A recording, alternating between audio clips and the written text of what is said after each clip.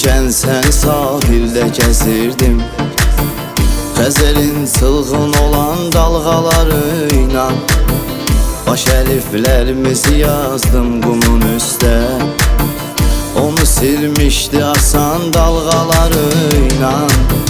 Düşünərkən səni sahildə gəzirdim, Xəzərin çılğın olan dalğalarıyla. Baş hərflərimizi yazdım qumun üstə, onu silmişdi asan dalğalarıyla. Ürəyimdən nə keçir iskili halda, gedərək sahilə ancaq danışırdım. Sən uzaqlaşmağa cəhd eylədiyim vaxt, sənə çatmaq üçün əzizim çalışırdım. Ürəyimdən nə keçir içkili halda, gedərək sahilə ancaq danışırdım. Sən uzaqlaşmağa cəhd eylədiyim vaxt, sənə çatmaq üçün əzizim çalışırdım.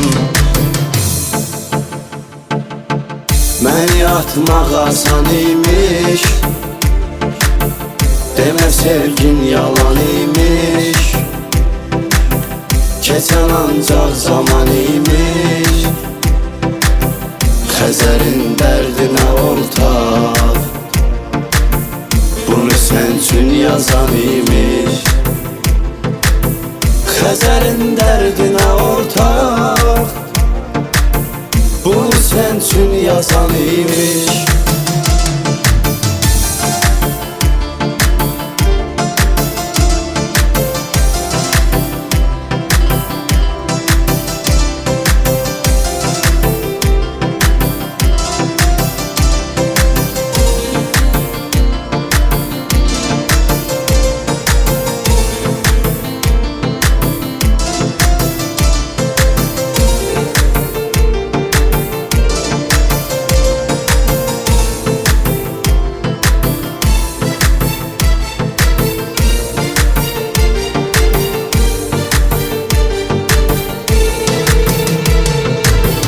Gecələr yuxuya gedərdim mesajından, səhər ancaq mesajınla oyanardım.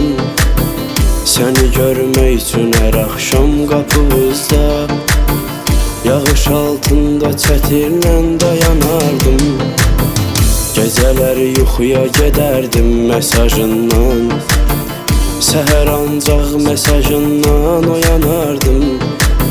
Səni görmək üçün hər axşam qapımızda, yağış altında çətirlə dayanardım. Nə biləydim ki alınmaz bu məhəbbət, nə biləydim mənə düşman olacaqsan. Mənə dünyada yaşatdıqların üçün, mən öləndən sonra peşman olacaqsan.